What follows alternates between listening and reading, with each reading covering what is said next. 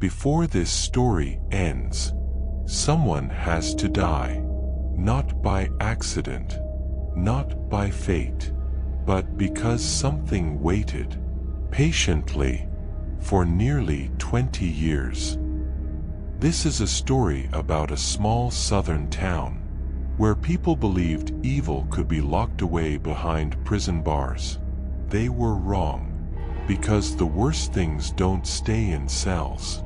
They stay close, they listen, they wait. On a quiet highway between Mississippi and Alabama, a man would one day step into the path of a speeding truck. Witnesses would later say he was smiling. What they wouldn't say, what they couldn't explain, was why he wasn't alone. Long before that night, a baby girl died in a house that still stands today, and something left behind that night never truly moved on. It followed into prison, into silence, into darkness, waiting for the moment when the debt could finally be collected.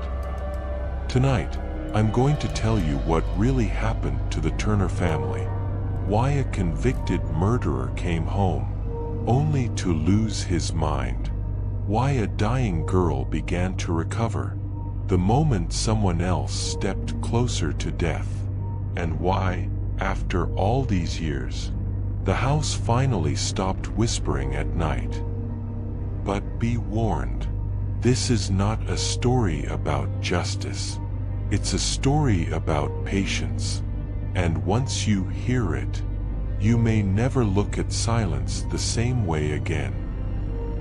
More than 20 years ago, long before the highways grew louder and the towns grew quieter, there was a small rural community tucked deep into the American South, somewhere between Mississippi and Alabama, where the land stretched wide, the houses stood far apart, and the nights felt longer than they should. This was a place where people didn't lock their doors, not because they trusted the world, but because they believed nothing truly bad could happen here.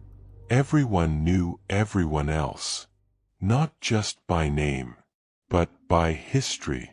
They knew who drank too much, who prayed too loudly, who carried shame that never quite faded.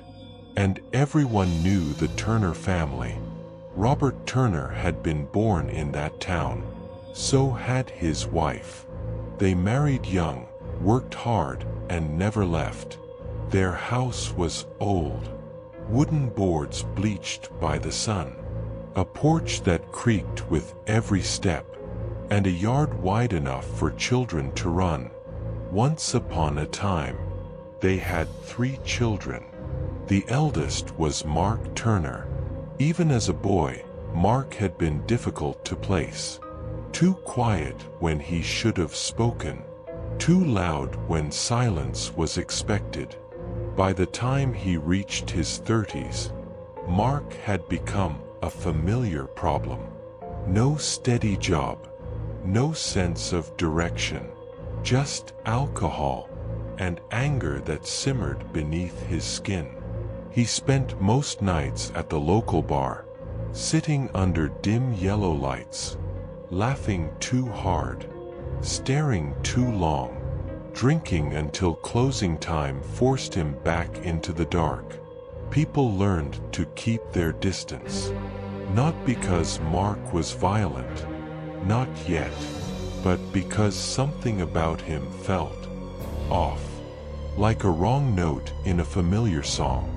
The second child was Daniel Turner. Daniel was everything Mark was not. Responsible, quiet, hopeful. He married a woman named Anna, and together they had a baby girl, Lily Turner. Lily was barely more than a year old. Soft curls, wide eyes, a laugh that carried through the Turner house like sunlight.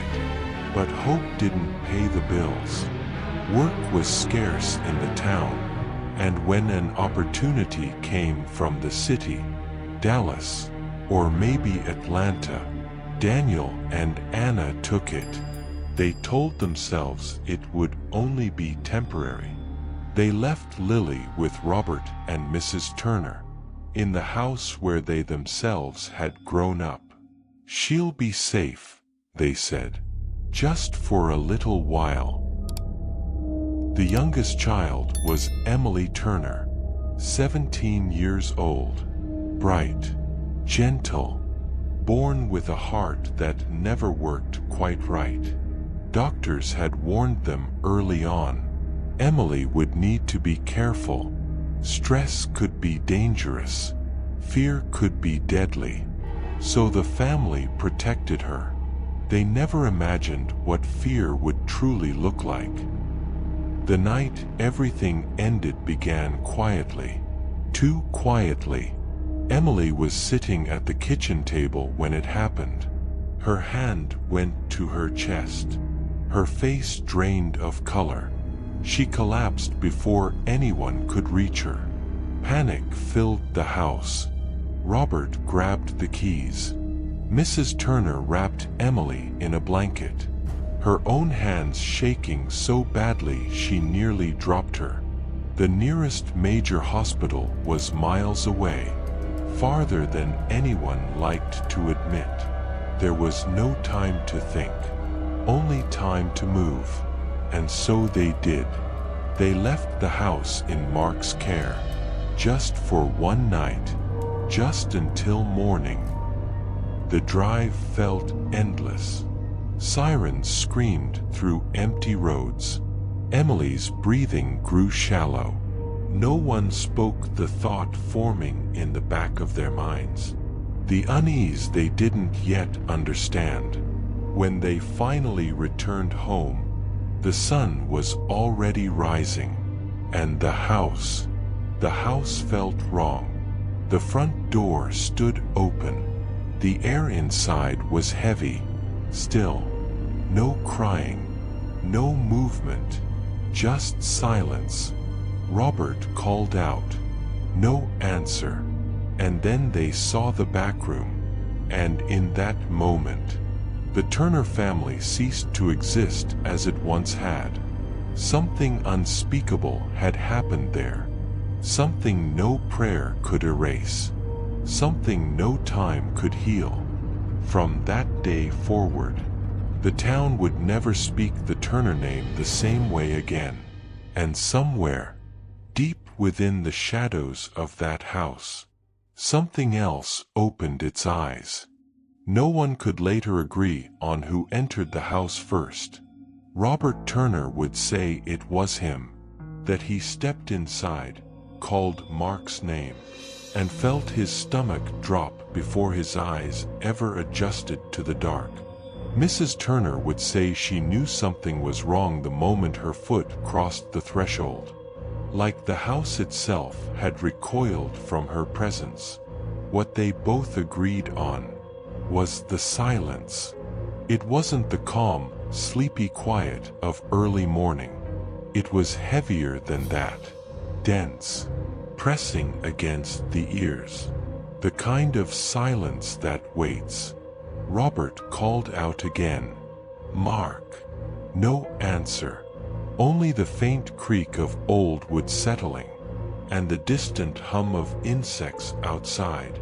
Unaware that something inside that house had shattered forever, Mrs. Turner moved toward the back room. She would later say she didn't remember walking there, that her body moved on its own, as if pulled by something she couldn't see. The door was half open, and beyond it was a sight no grandparent should ever witness. A crime so intimate, so monstrous, that words failed long before understanding could begin. Mrs. Turner collapsed before she could scream. Robert stood frozen, his mind refusing to accept what his eyes were telling him. Somewhere in the back of the house, a sound escaped. Not a cry, not a laugh, A broken, breathless noise, like someone trying to swallow their own terror. Mark Turner. He was crouched against the wall, hands slick with blood, eyes darting wildly as if something else were still in the room with him. He didn't look at them. He didn't say a word. And then, he ran. Mark burst through the front door barefoot, his shirt half-buttoned, his breath coming in sharp, uneven gasps. Neighbors would later recall seeing him sprint down the road, stumbling, slipping, laughing and crying at the same time. Someone called the sheriff. Someone else called an ambulance. Too late. By the time police arrived, the Turner house was already surrounded, but no one went inside. Not right away. Some things people instinctively avoid. Mark didn't make it far. They found him near an abandoned gas station 2 towns over, curled behind a dumpster, rocking back and forth like a frightened child. When the officers approached, Mark looked up at them and whispered, "She won't stop crying." They thought he meant guilt. They were wrong. The trial came swiftly. There was no mystery to unravel, no doubt to argue. The evidence spoke loudly enough. Mark Turner sat at the defense table, hands folded neatly, eyes fixed on a single spot on the floor. He never cried. He never apologized. When the charges were read, murder, sexual abuse of a child, he flinched only once. When the name Lily Turner was spoken aloud, Daniel and Anna were there that day. Anna sobbed into Daniel's shoulder, her body shaking with a grief that had nowhere to go. Daniel stared straight ahead, his jaw clenched so tightly his teeth ached. When the sentence was delivered, nearly 20 years in prison, Mark finally looked up. For just a moment, his eyes met Daniel's, and Daniel saw something that haunted him for the rest of his life. Not remorse, not fear, recognition, as if Mark knew this was not the end. Daniel stood. He took Anna's hand, and without a word, they left the courtroom. They never spoke Mark's name again, never visited, never asked questions. To them, Mark Turner was already dead. Prison stripped Mark of many things: his freedom, his routine, his access to alcohol. But it did not strip him of memory, and it did not strip him of company. The guards noticed the changes within the first year. Mark talked in his sleep. At first, it was murmurs, incoherent whispers, fragments of words drifting through the dark. Then the conversations began.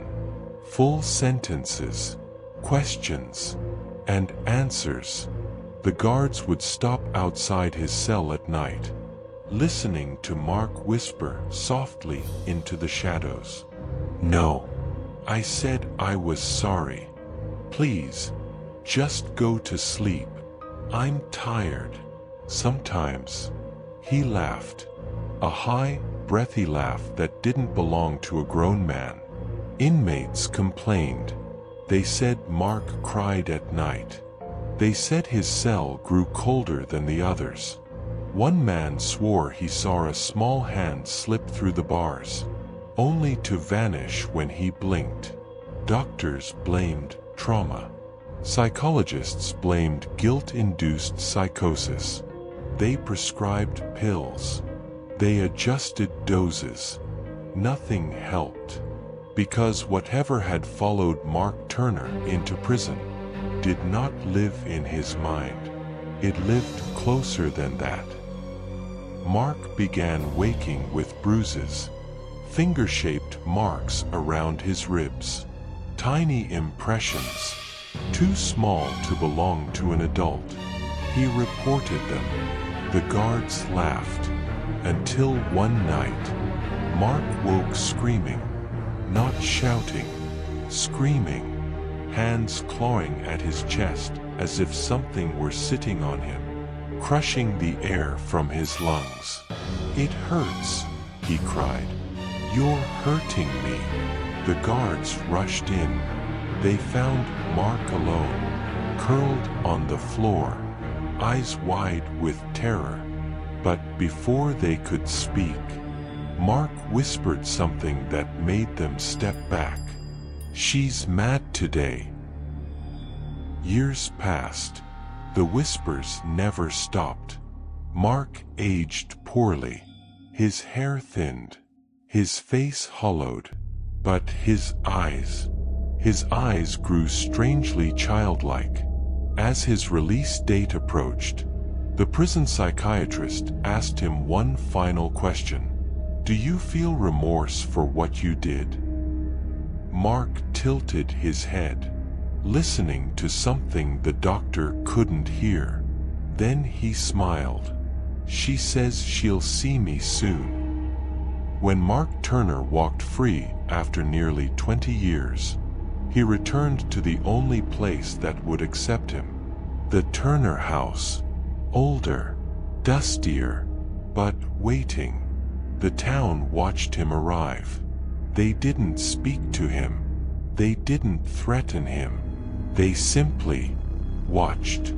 And as Mark stepped onto the porch that first night, he felt it again. That familiar pressure on his chest. That small weight climbing into his lap as he sat alone in the dark. A breath near his ear. A voice, soft, patient, and unmistakably young. "I waited for you." Mark Turner had imagined prison as a place of noise. Shouting, metal doors slamming, men screaming through the night. What he hadn't expected was how quiet it became after midnight, when the lights dimmed and the guards retreated to their stations. When footsteps faded and even the most restless inmates finally slept, that was when it came. The first night, Mark thought it was a dream. He lay on his narrow bunk, staring at the stained ceiling, his body aching in ways he couldn't explain. Then he felt the mattress dip, just slightly, like a small weight settling beside him. He held his breath. The air grew cold, not the chill of concrete walls, but something sharper, hungrier. A pressure pressed against his ribs. Tiny fingers curled slowly, deliberately, around his side. Mark tried to scream. No sound came out. Then he heard it. A soft breath. Too close. "You said you'd watch me." Mark's eyes snapped open. The cell was empty. The pressure vanished. His heart hammered so hard he thought it might tear itself free. He told himself it was guilt, a nightmare, the mind turning on itself. But the next night, it happened again, and the next. The thing never showed itself.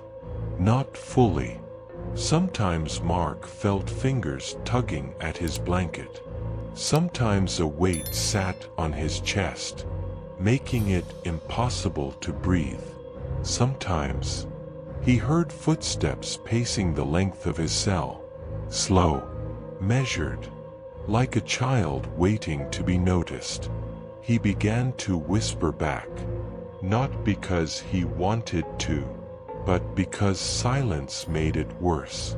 "I'm sorry. Please. Go away."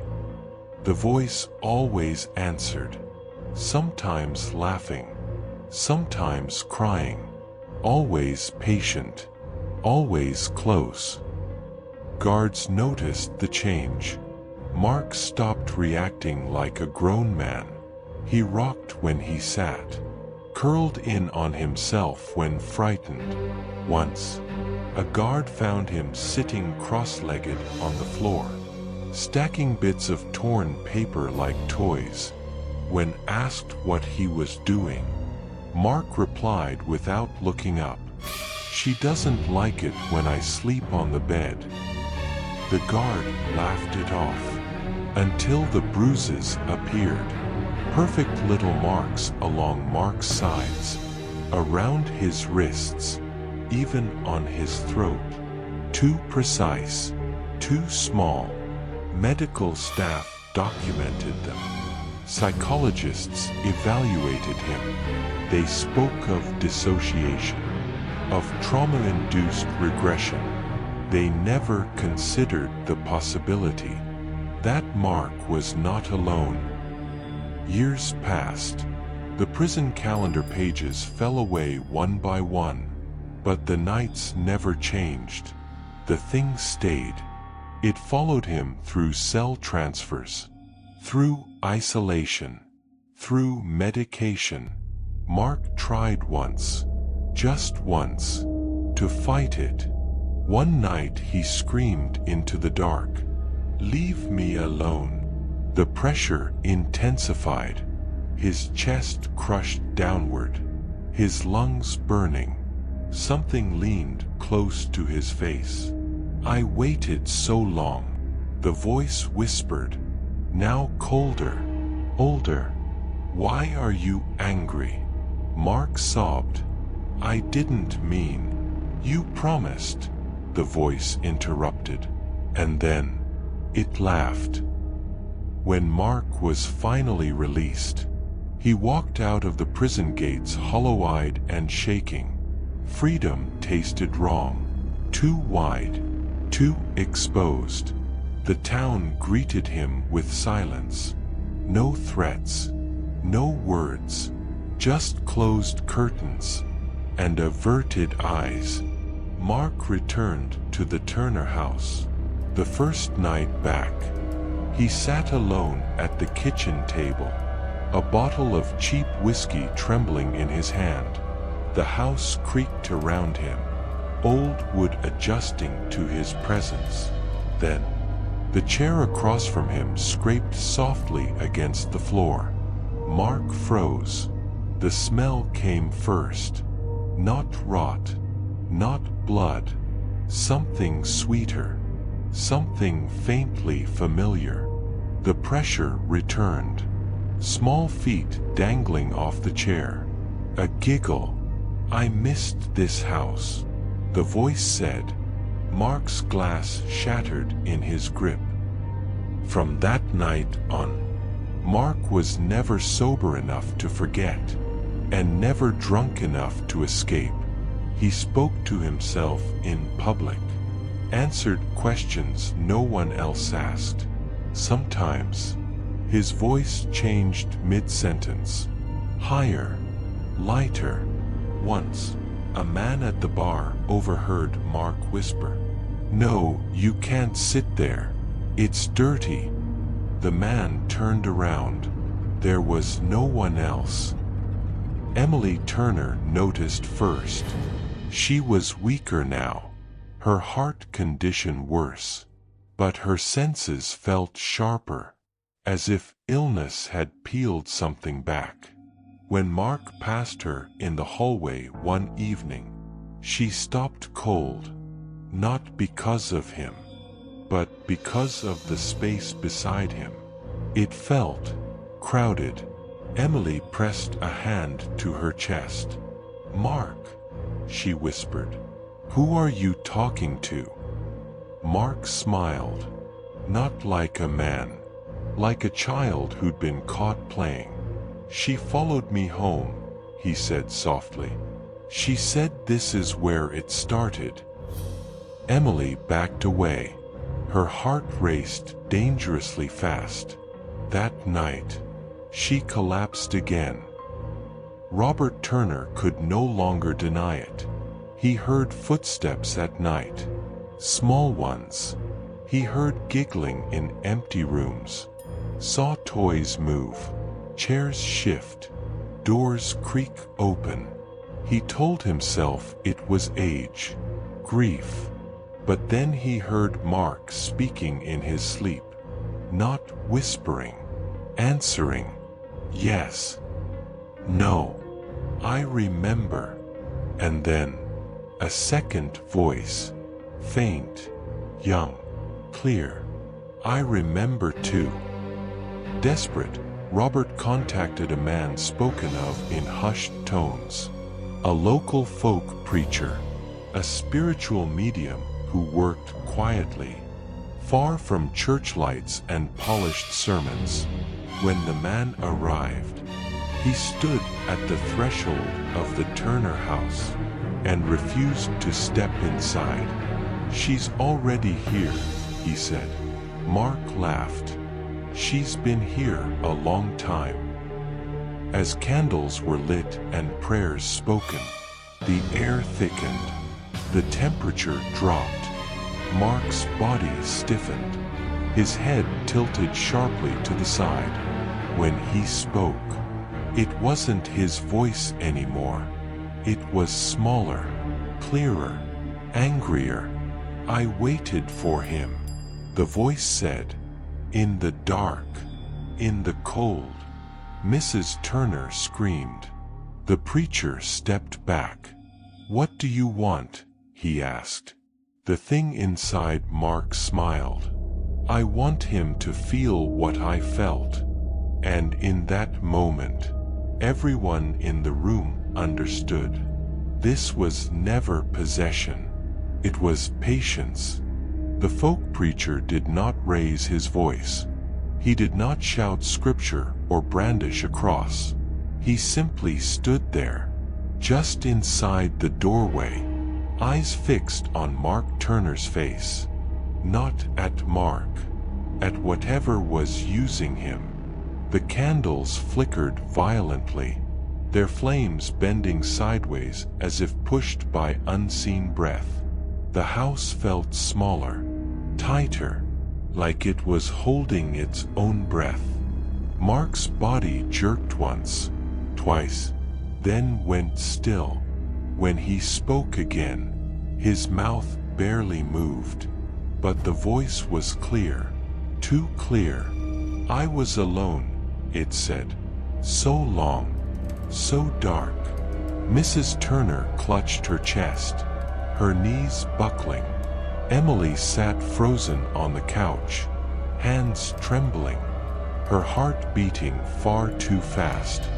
Robert Turner whispered, Lily. The smile that spread across Mark's face was not his. Yes, the voice answered. That was my name. The preacher swallowed hard. He had seen many things in his life. Grief, madness, delusion. This was none of those. This was presence. Why now? The preacher asked quietly. Why speak after all these years? Mark's head tilted. The movement was wrong, too smooth, too deliberate. Because he's home, the voice replied, and because he's tired. A pause. He thinks he's free. The candles dimmed. The room smelled faintly of old wood, and something else. Something sweet and wrong. The preacher took a step back. I can pray, he said slowly. I can ask God for mercy.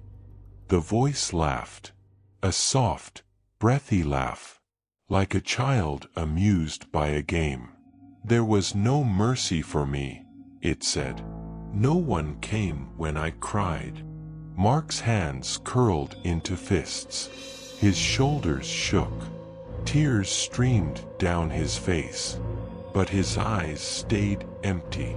I stayed with him, the voice continued, in the place with bars. where the lights never turn off.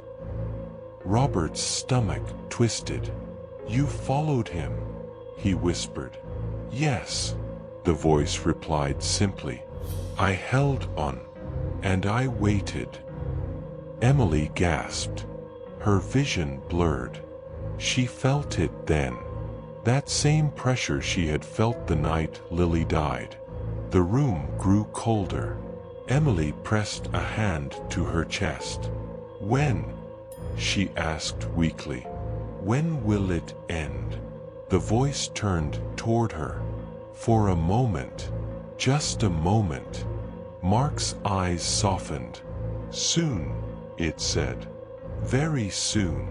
The preacher shook his head. "No," he said firmly. "This is not justice. This is balance," the voice interrupted.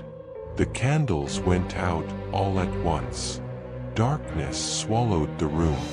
Mrs. Turner screamed. And in the dark, a whisper brushed past them all. "He took my life, so he will give me his." When the lights finally returned, Mark collapsed to the floor, unconscious, sweating, breathing shallowly.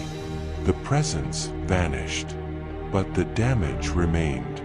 The preacher backed toward the door, his face pale. "I can't stop this," he said. "What's been done is done." Robert grabbed his arm. "Please," he begged. "There must be something." The preacher shook his head. "This isn't a haunting," he said quietly. "It's a reckoning." He paused, then added, "When the time comes, don't try to stop it." He left without accepting payment. From that night on, Mark Turner began to change rapidly. Not slowly, not gradually, rapidly.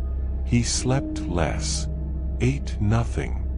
He wandered the house at night, muttering to himself, sometimes answering in a different voice. Neighbors reported seeing him standing in the yard at odd hours, staring toward the highway, as if waiting for something to arrive. When asked where he'd been, Mark would smile faintly and say, "She likes the sound of cars." Robert tried to lock the doors at night. They always opened by morning. Mrs. Turner prayed until her voice went hoarse. The house answered with silence. Emily grew weaker. Her heart condition worsened, each episode leaving her paler, more fragile. One evening, she found Mark sitting on the porch steps, his head in his hands. "She's counting," he whispered. "Counting what?" Emily asked. Mark looked up, dazed. The town felt it too. Animals avoided the Turner house. Dogs refused to walk past it. The air around the property seemed heavy, like humidity before a storm that never broke. People said they heard laughter at night, children's laughter, but no children lived there anymore. One night, Mark didn't come home. Robert found his jacket by the road, his shoes placed neatly side by side. Mrs. Turner wept, certain it was already over. But Mark returned before dawn, covered in dirt, bleeding from the hands. "I went too early," he said calmly. "She said it wasn't time yet." Robert said nothing. What could he say? The final warning came a week later. Emily dreamed of Lily, not as a baby, but as something older, standing at the edge of the road. Cars rushed past her, never slowing. When Emily asked what she was doing, Lily smiled and said, I'm waiting for him to walk home." Emily woke screaming. Her heart raced violently. The doctor warned her. Another shock could kill her. But Emily already knew. The clock had started, and it could not be stopped. On the night it finally happened, Mark Turner drank heavily, not out of despair, but acceptance. He stood in the doorway, swaying slightly, eyes unfocused. "She's ready," he murmured. Mrs. Turner sobbed. Robert reached for him, but Mark stepped back. "No," he said gently. "She wants me alone." And then he walked into the dark, toward the road, toward the sound of engines, toward the debt that had waited 20 years to be paid. The night Mark Turner walked away from the house, the sky hung low and colorless. No stars, no moon, just a heavy blanket of clouds pressing down on the town, as if the world itself didn't want to watch what was about to happen. Mark moved slowly, not stumbling, not rushing, each step deliberate, measured, like someone following instructions they had memorized long ago. Behind him, the Turner house stood dark. No lights, no voices. Robert sat at the kitchen table, hands clasped so tightly his knuckles had gone white. Mrs. Turner knelt by the bed, praying without sound, her lips moving but no words coming out. Emily lay awake in her room, heart racing dangerously fast, every beat echoing in her ears like a countdown. She knew. They all did. Mark reached the edge of the property, where the dirt road met the highway. The sound of traffic grew louder there, engines humming, tires slicing through pavement, a steady, mechanical roar. Mark stopped. For a moment, he swayed. The wind shifted, and then he felt it. That familiar weight. Small arms wrapping around his waist from behind, a head pressing gently into his back. "You came," the voice whispered. Mark closed his eyes. "I said I would," he replied softly. The pressure tightened. Tiny fingers dug into his ribs. Not painfully, not yet, just enough to remind him. "Do you remember?" the voice asked. Mark swallowed. "Yes." "Do you remember how dark it was? How long I cried?" His throat burned. "Yes." A pause. Then the voice leaned closer to his ear. "Good." Witnesses later said Mark stepped onto the highway without looking. A truck driver, hauling freight through the state in the early hours of the morning, said he saw a man standing on the shoulder. The man wasn't waving for help, wasn't stumbling. He was smiling. The driver said the strangest part was this. Just before impact, he thought he saw something small run toward the man, something low to the ground, something that shouldn't have been there. The truck never slowed. Metal screamed. The sound carried for miles. When the police arrived, there wasn't much to identify. The accident report would later describe it as catastrophic. But paperwork has no language for judgment, only facts. Mark Turner died instantly. His body was not intact. The road had taken what it was owed. Back at the Turner house, Emily sat straight up in bed. Her heart lurched violently, then steadied. For the first time in years, it steadied. She gasped for air, not in pain, but in shock. She felt it then. The house changed. The air lightened. The pressure lifted. Whatever had been there was gone. Down the hall, Mrs. Turner opened her eyes. The silence felt different. Not waiting. Finished. Robert rose from his chair. His chest tight, but his breathing calm. He didn't know how he knew. He just knew. "It's done," he whispered. The call came minutes later. State troopers. Somber voices. Professional distance. Robert listened. He did not cry. When he hung up, he sat down slowly, like a man finally allowed to rest. Mrs. Turner covered her face. Not in grief. In relief she was ashamed to feel. The town woke to the news. No one expressed surprise. Some shook their heads. Some muttered prayers. Others said nothing at all.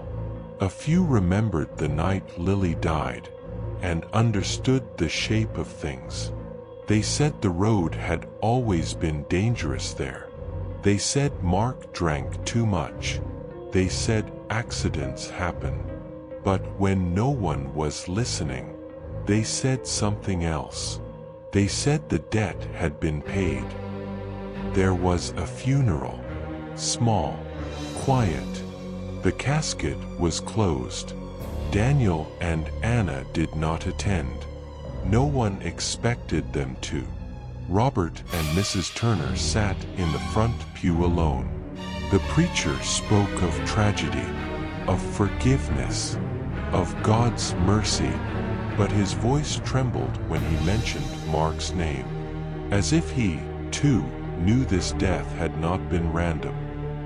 After the burial, the Turner house felt empty, not hollow, empty, like a room after someone finally leaves. No footsteps at night, no whispers, no laughter. The chairs stayed where they were left. The doors remained closed. Emily's health improved. Slowly, miraculously. Doctors called it coincidence. Emily did not. A few nights after the funeral, Mrs. Turner dreamed. She stood in the back room, the one no one entered anymore. Light filled the space, warm, soft, clean, and there stood Lily, not as she had died, but whole, smiling. Her eyes were bright, clear, no longer heavy with waiting. Mrs. Turner fell to her knees. "I'm so sorry," she whispered. "I should have protected you." Lily shook her head. "You tried," she said gently. Then she smiled wider. "It's finished now." Mrs. Turner felt tears spill down her face. "Are you staying?" she asked. Lily stepped backward, toward the light. "No," she replied. "I'm going home." When Mrs. Turner woke, sunlight streamed through the window. For the first time in 20 years, she did not feel afraid of the day. The house creaked softly around her, settling, finally at rest, and far from that small southern town. On a stretch of highway most people never noticed, the road lay quiet again, as if nothing had ever happened, as if it had only been waiting. After Mark Turner's death, the town returned to its routines. That was how small southern towns survived tragedy, by folding it neatly into memory, and continuing on as if nothing had changed. But something had changed. Everyone could feel it, even if no one spoke of it aloud. The Turner house no longer felt watched. No pressure in the air. No sense of being followed by unseen eyes. Just old wood. Settling. Robert Turner woke earlier than usual the morning after the funeral. For the first time in years, he had slept through the night without waking to sounds that didn't belong. No footsteps, no whispers, no child's laughter echoing faintly down the hall. He sat at the kitchen table and listened. The house was quiet. Not the heavy, suffocating silence he had grown used to, but a soft one, like the silence after a storm passes. Mrs. Turner joined him a few minutes later, her face pale but calm. Neither of them spoke. They didn't need to. Some things didn't require words anymore. Emily's recovery surprised the doctors. Her heart, long fragile and unpredictable, began to stabilize. Episodes grew less frequent. Her color returned. One physician called it remarkable. Emily didn't correct him. She knew exactly when it started. The moment the weight had lifted from the house. It had lifted from her chest as well. At night, she still dreamed. But the dreams were different now. No shadows, no pressure, only light and distance. The Turner house slowly returned to being just a house. Dust gathered where candles once burned. Sunlight filled rooms long kept dark. Neighbors noticed changes. Dogs walked past the property again. Birds nested near the porch. One man swore the place looked smaller somehow, less imposing, less aware, as if something had finally let go. Robert avoided the back room. He knew it was empty now, but some memories didn't fade with peace. Mrs. Turner, however, found herself drawn there one afternoon. She stood in the doorway, heart pounding softly, not with fear, but anticipation. The room was ordinary, too ordinary. No stain, no chill, just light through dusty windows, and the smell of old wood. She whispered Lily's name. Nothing answered, and for the first time, that felt right. Days passed, then nights, then weeks. The town slowly stopped watching the Turner house. Life moved forward. Daniel and Anna never returned. Robert understood. Some wounds could not coexist with familiar roads. But one evening, the phone rang. Robert listened quietly, then handed the receiver to his wife. She said nothing for a long time. Then she whispered, "Yes, she's better." When the call ended, Mrs. Turner closed her eyes. "They're okay," she said softly. "They wanted to know." Robert nodded. That was enough. The final dream came on a night when the house was perfectly still. Mrs. Turner found herself standing in a place that felt familiar, but not earthly. There was no ceiling, no floor, just warm light stretching endlessly in every direction. And there stood Lily, not a baby, not a child, something in between, whole, radiant. Her smile held no sadness, no anger, only relief. Mrs. Turner fell to her knees. "I'm so sorry," she said again. The words came easily now, free of panic, free of fear. Lily stepped closer. "You don't have to be," she said gently. "I waited, but I wasn't alone anymore. Mrs. Turner's breath caught.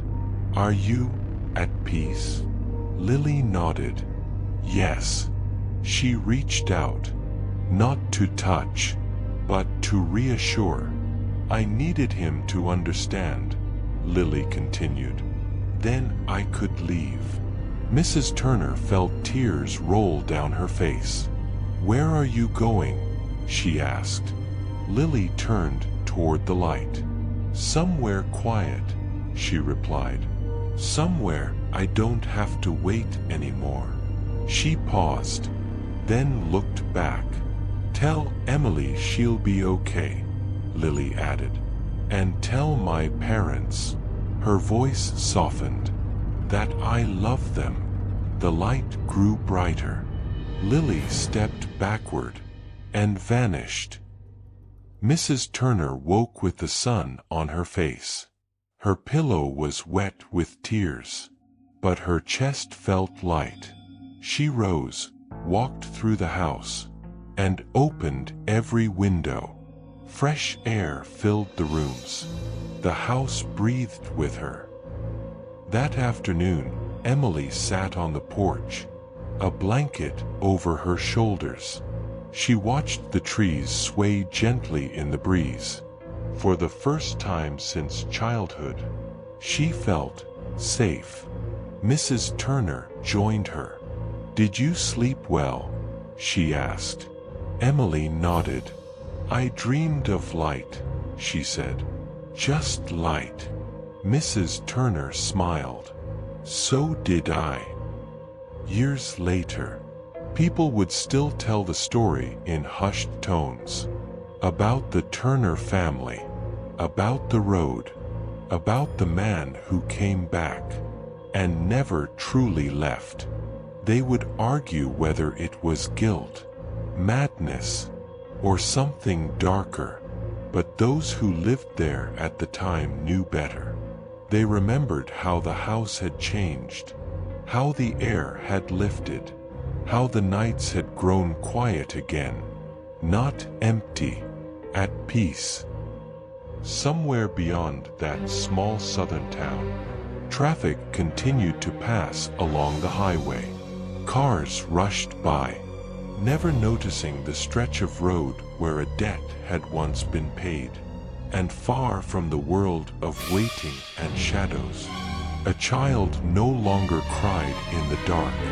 She had gone somewhere else, somewhere warm, somewhere finished.